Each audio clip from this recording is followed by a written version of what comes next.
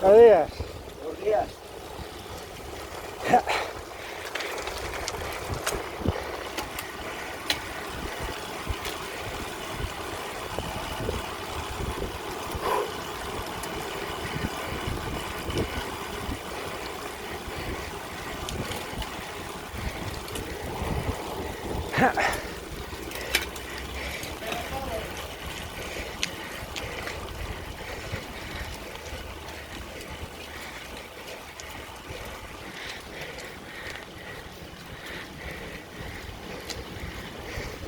Joder, para subir.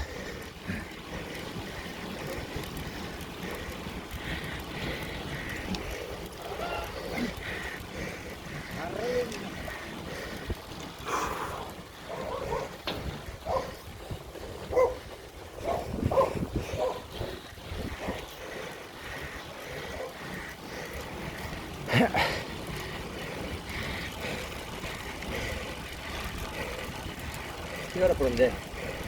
De frente, ay no. Está cortada. No, está cortada de abrir. Vale, sí.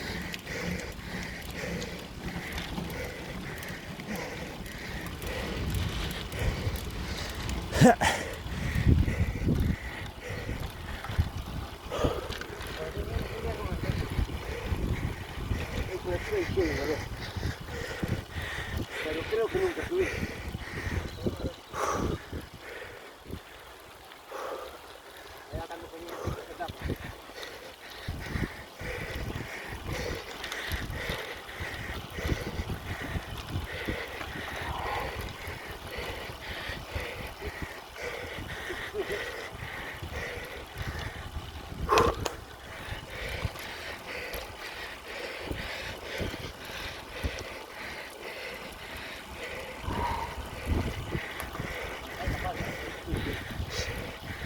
Creo que un par de kilómetros de